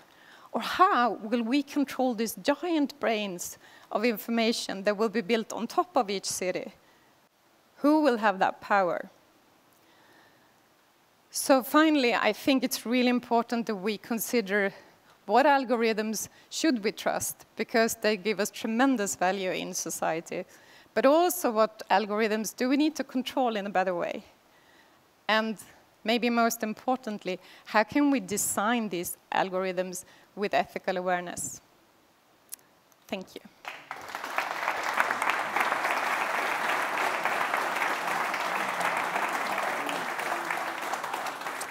Thank you so much, Sarah. I think this was a mind-blowing presentation with lots of it into it. But I was thinking too about the algorithms, because from my perspective, looking at the world, the feeling is that when the Berlin Wall fell and democracy spread, digitalization also spread, and we thought this will help spur democracy.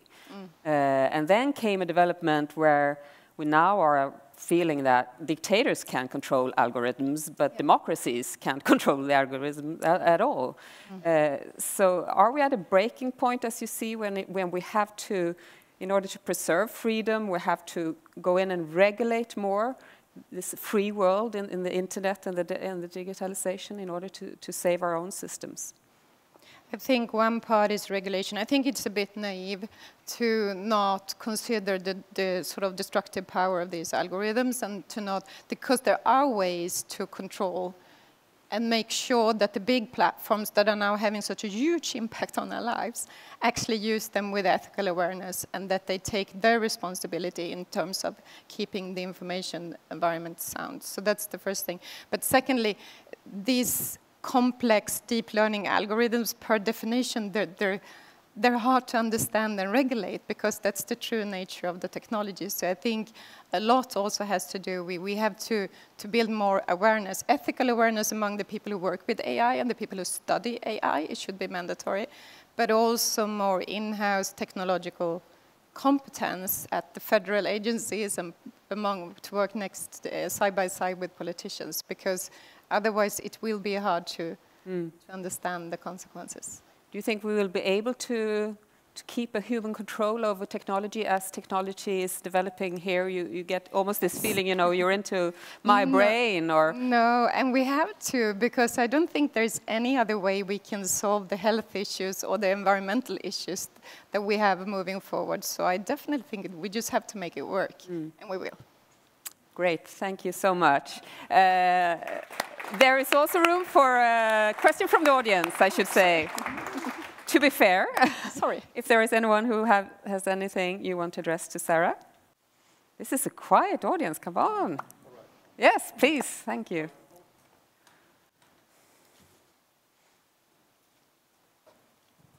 Thank you. Harald Lövgren, Nordea. Question here.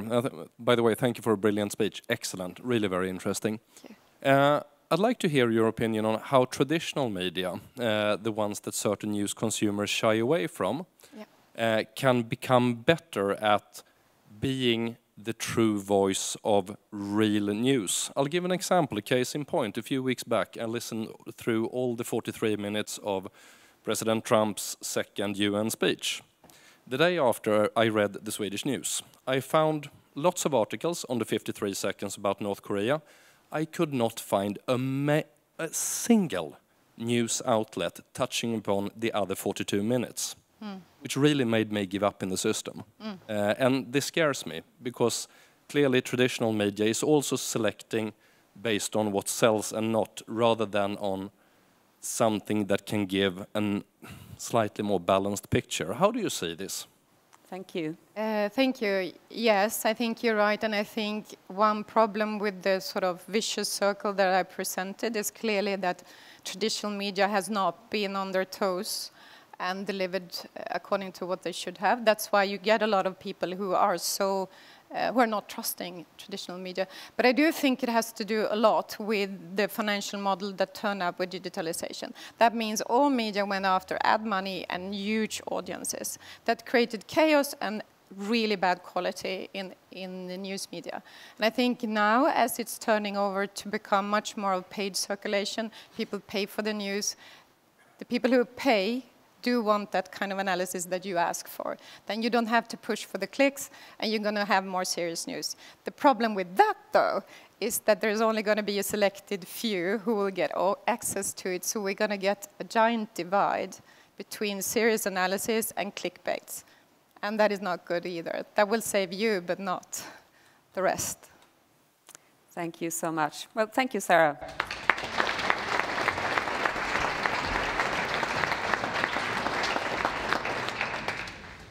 Well, last but not least, I'm looking around here, but it is my great honor, I believe, to introduce Peter Hultqvist, Minister of Defense in Sweden since 2014. He was elected also Member of Parliament before that for the Social Democrats in 2006, served as Chairman of the Defense Committee, and prior to that, for many years, Chair of the Municipal Executive Board of Borlänge in Dalarna. Please welcome Peter Hultqvist.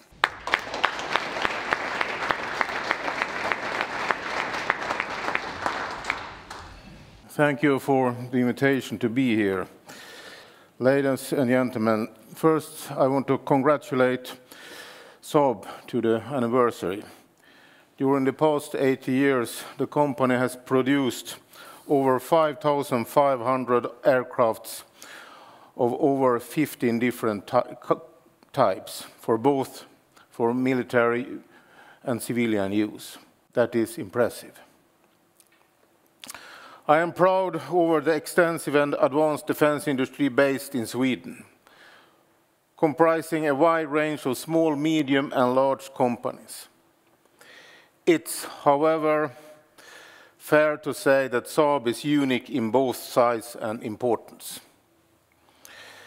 When looking at Swedish history during and after the world wars, one can easily understand why our defense industry became so high technological, large and independent. Today, the Swedish defense industry is integrated on the global arena and one of the most sophisticated in the world. A strong, globally interconnected and competitive Swedish defense industry is something we all gain from and thus must continue to promote. Innovation is the driving force in research and development. Saab is a symbol of this and has a tradition of engineering, quality and being the forefront of technology. Our challenges are greater and more complex than in decades. Regional powers are testing their strength against neighbors, other states and international institutions. European security order, as we know it, is no longer in place because of Russia's aggressive behavior. North Korea is testing advanced systems and becoming more politically unstable. The wars in Afghanistan, Iraq and Syria are overwhelming in many ways with no quick solution for peace and stability. In Africa, Boko Haram and other terror groups, MNLA in Mali, continue to spread fear. For Sweden, the UN is a cornerstone in our foreign policy. Sweden has an advanced ISR unit with 250 troops at the UN mission in Mali. We have seen the rise of terrorist attacks all over the world. It's a new world we now are living in. I can go on and present what my government is doing to meet some of these challenges. But you are all well informed about what the focus of our defense policy is, strengthening our national defense and enhance cooperation with others. We have done so by increasing the defense budget by 24.7% since 2014 to 2020. Instead, I will focus on what the moderator has asked me to present, that is, the challenges ahead. I will highlight two aspects.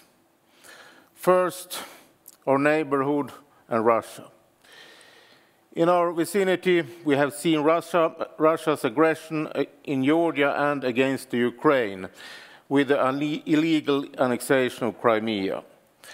Russia has shown readiness to break international law and use military means in order to achieve political goals.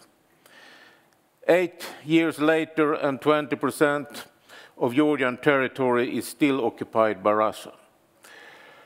Russia's illegal annexation of Crimea and support of separatists in eastern Ukraine came to challenge what had been the European security order for 25 years.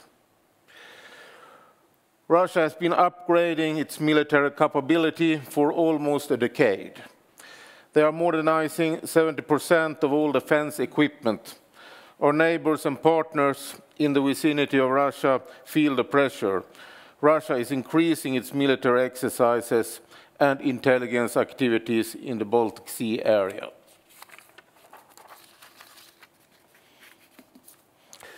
Russia also exercises their nuclear capability. From time to time, Russian officials also refer to nuclear weapons in their rhetoric. The Baltic Sea region, as you are well aware of, remains at once of Swedish security and defense policy concerns. The importance of Baltic Sea lines of communication to Northern Europe trade cannot be overestimated. But the region is also one of the most significant interfaces between NATO and Russia, and the security situation in our region has clearly deteriorated over time. Over the last 10 years, we have seen a continuous growth of Russian military presence in the Baltic Sea region. Last year, we witnessed a deployment of a long-range system Iskander to Kaliningrad that are able to hit targets in southern Baltic Sea and parts of Sweden. The increasing military presence in the Baltic Sea is consistent with how Russia has boosted its activities and capabilities in the Black Sea. The same goes in the Arctic, where we see that Russia is increasing its military presence. With the reopening of former Soviet Arctic bases, follows more activities in the Murmansk region, in the Kola region, as well as in the Atlantic Ocean. A new Arctic command has been set up with a Northern Fleet and a new brigade combat teams. Advanced coastal missile systems have been deployed to the Kola Peninsula as well as to Kaliningrad.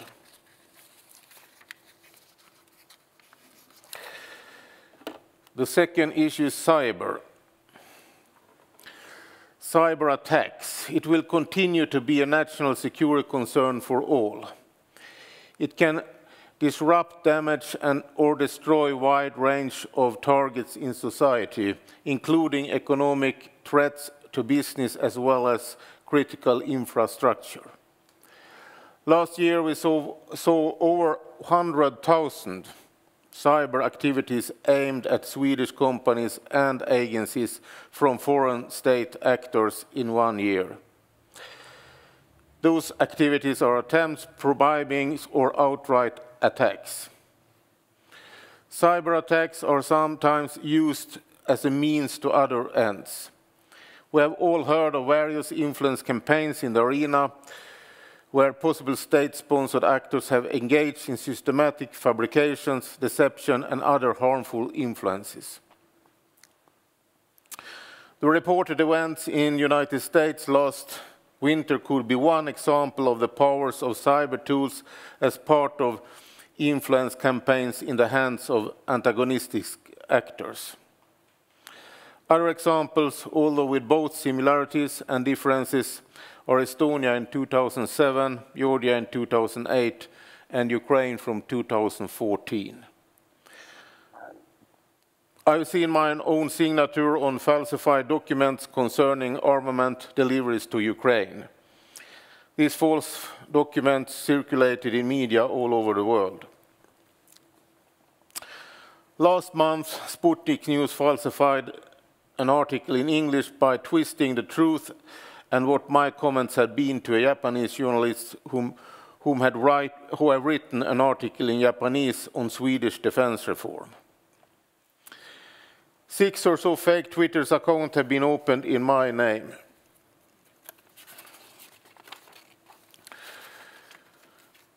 The Russian military doctrine states that the fourth arena for warfare is the information and cyber arena.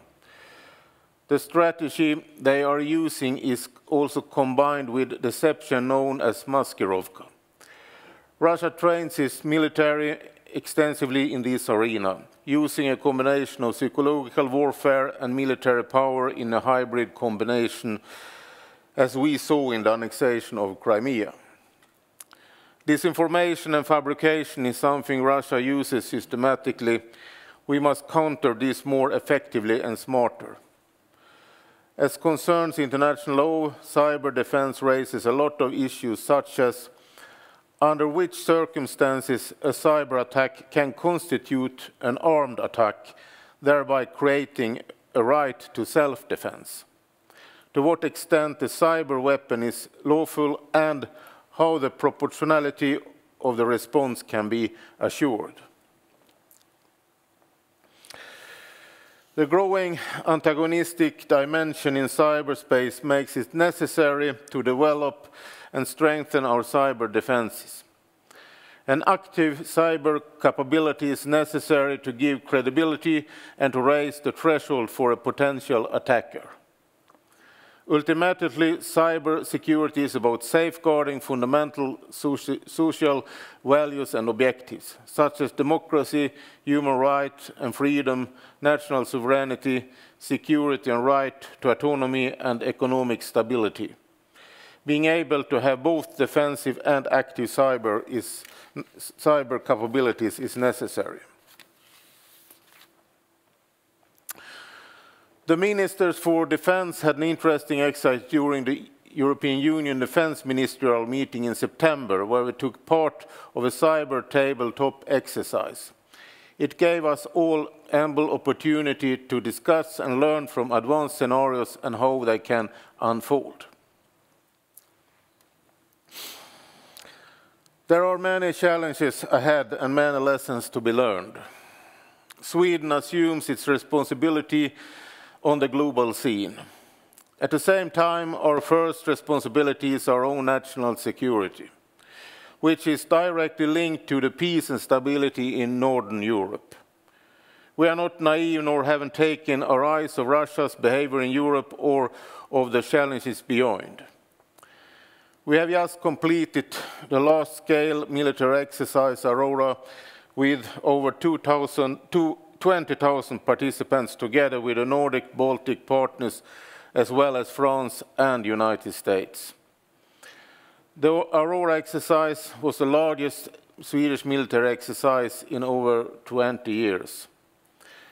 The initial conclusions are that the armed forces achieved their exercise objectives. From a political perspective, this exercise was also a clear security policy signal. We are taking our responsibility for the regions seriously. The key priority in the defense bill is to enhance the warfighting capabilities of the armed forces. This also includes the development of a total defense concept, which includes both military and civilian defense and a whole of society approach to security. We have reactivated conscription. We have re-established military presence on the island of Gotland, which is located in the middle of the Baltic Sea. We are in a process to boost our defense capabilities at air, land and sea. New submarines have been ordered. On the air defense side, we will keep investing in a new generation of Gripen jet fighters and arm them with air-to-air missiles. We are building a security network of defense cooperation. Sweden has a special and long-standing relationship to Finland, also a military non-allied nation, where we have planned for joint actions if we so decide in peacetime as well as in crisis and war. The transatlantic link between Europe and the United States is very important. We work closely with the Nordic and Baltic countries as well as with the United Kingdom, Poland and Germany. We cooperate within the framework of the European Union and the United Nations. We are privileged partners to NATO within the Enhanced Opportunity Programme. Our common challenges are greater and more complex than in decades. The most important lesson is that these challenges have to be met together, government agencies and industry. Thank you so much.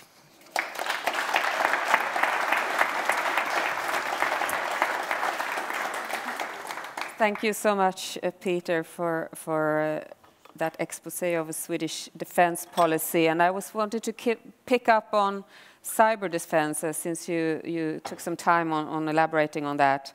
And as you pointed out, it's part of our resilience for society. It's part of preserving our democracy. And we have elections in Sweden coming up next year.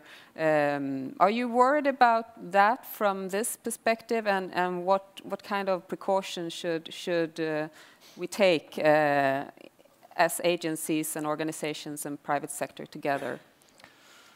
I think that the best we can do is concentrate on the truth, what is the truth in every moment.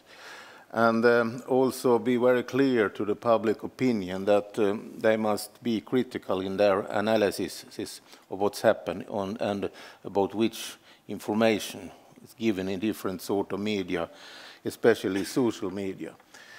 And I think that political leaders and also leaders in the industry and in different sort of companies and also trade unions must be very clear when they talk about these questions, also representatives for the armed forces, that there are deformations, disinformation. There are people that want to spread false and fake news.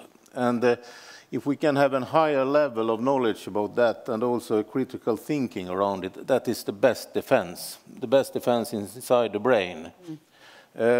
We can discuss a lot about if we have some sort of mixture we can give to people so they can stand against this, but I think that the best we can do is to have a high level of knowledge and debate it open, that there are fake news, it's existing and it's used by different sort of forces and powers.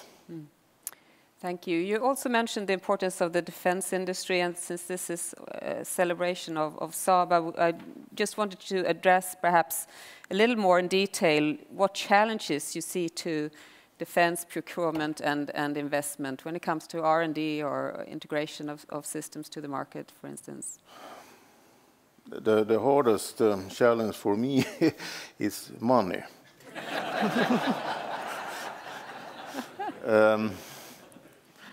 And it's also a question of deliverance.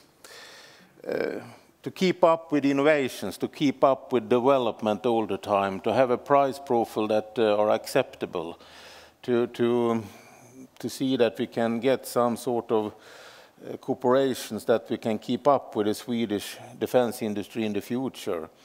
But I think the level of cost is very important.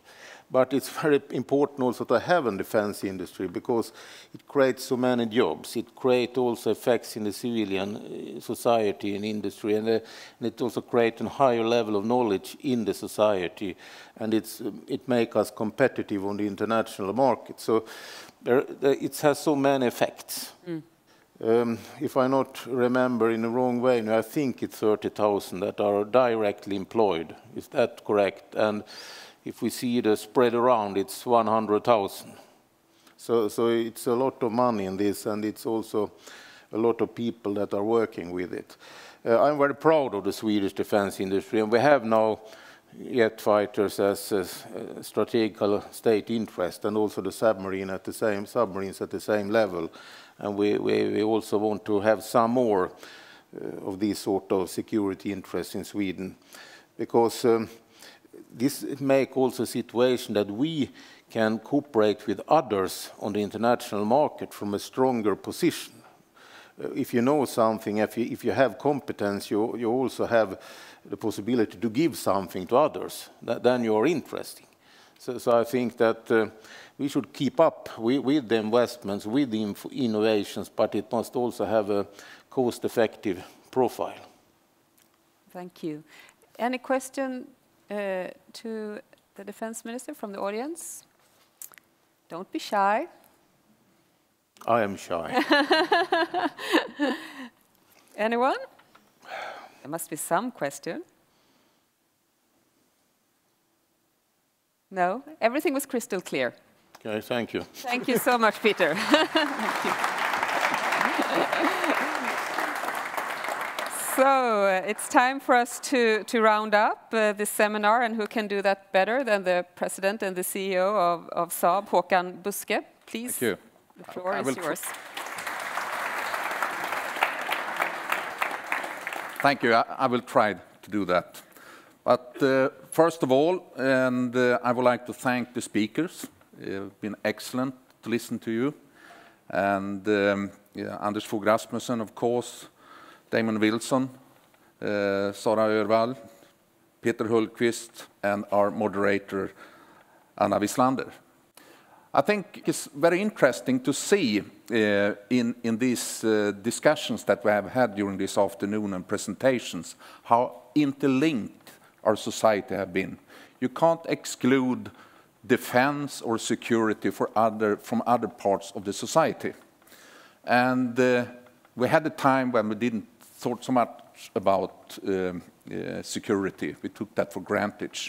Now we're regaining that, but in a much more complex world than in the past.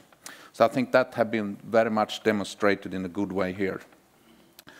Well, Saab turned 80 years the 2nd of April this year.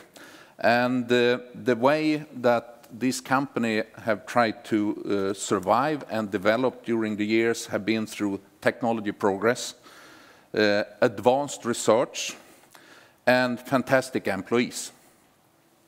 And of course, our customers, with high demands, good cooperation, of course, in Sweden, but also, I would say, the last 30 years on the international arena.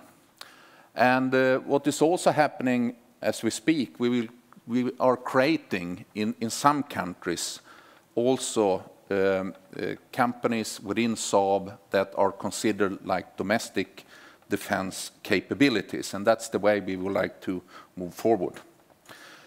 We are, at least we believe that we are a unique company. We are not the largest defense and security company, but probably the one with the largest product portfolio.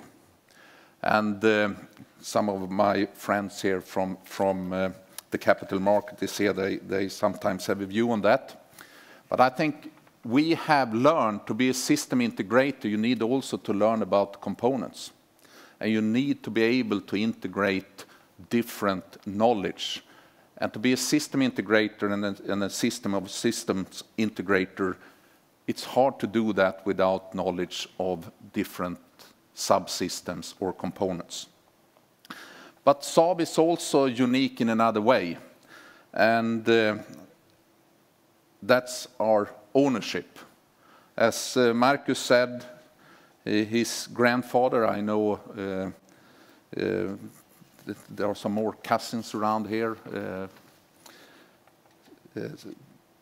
I mean, without the Wallenberg family, you can't have this type of long-term view on things. And also be able to invest, not just from a quarterly base, but a yearly base. And that have turned out to be extremely, I think, gaining Saab's journey the last 20 years. And also right now, as we speak, the technology changes that we are facing and the pace of that is so dramatic that we took a decision in 2010 to double our investment in R&D. Being overeducated as an engineer, probably the baddest one, ending up as the CEO, it's extremely interesting to see that now, and we heard that today as well, I think Sarah was spot on to that, that our human brain have difficulties to anticipate new inventions. But you can utilize computer and a lot of other things to do that. And therefore, if you stop investing in R&D, we will have tremendous difficulties. And we are saying we are planting trees that could be harvested in the years to come. So R&D, extremely important. But as I normally say, a good product is a product that we are selling, not just technical advanced thing. And we have been good at selling the last years. We have increased our order backlog with more than 4 times. It's close to $14 billion US. We are growing nearly double digits. And we have gone, if I take an example in Sweden, we were 10,000 employees 7 years ago. We are more than 14,000 employees today. Totally close to 17,000. 12,000 of our total number of employees have an engineer background. And of course, that also have had created a lot of spin-offs. Marcus referred to that.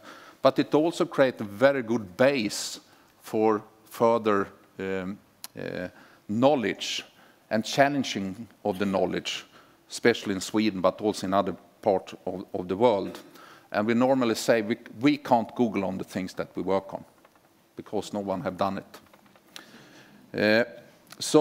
But it's not just defense. We have increased our civil security part the last years, mainly focus on connecting that to our defense R&D, but also put a lot of pressure on the profitability on that part. And I think that is paying off as we speak. Digitalization, if you see a fighter or a missile or whatsoever, everything is very much software. And our activities connecting with our command and control are software. How we communicate, software. So cyber in defense, but also in the civil part that is so linked, is extremely important going forward. And there we are the leading part in the Nordic countries when it comes to cybersecurity. And we are putting a lot of effort into that. So, we think at least that we are well equipped for the future. We don't take anything for granted. I think the day we do that, we will not have so big futures. To be extremely interested about customer needs and also to challenge the possibility when it comes to technology. So with that, I would like to thank you all for coming. And I will take the last words. They've told me that, not saying exactly. too much. So, thank you very much. Yes, so this session is ending now. I think, I hope you are full as I am of both information, insight and I would say inspiration also to move ahead on a range of issues. We are now leaving this room to do a food walk, I've been told that it's called, and the food that we will eat will be presented by the creative director here at Fotografiska. It's Paul Svensson, a chief that I think at least Swedes here recognize. And I'm also keen to tell you that after you have had this delicious buffet out there, and before you leave, please take with you a gift, this pile of black books that are there. There is one for you to bring home as a gift. So with this, thank you very much for coming and for attending this, and see you out on the food walk.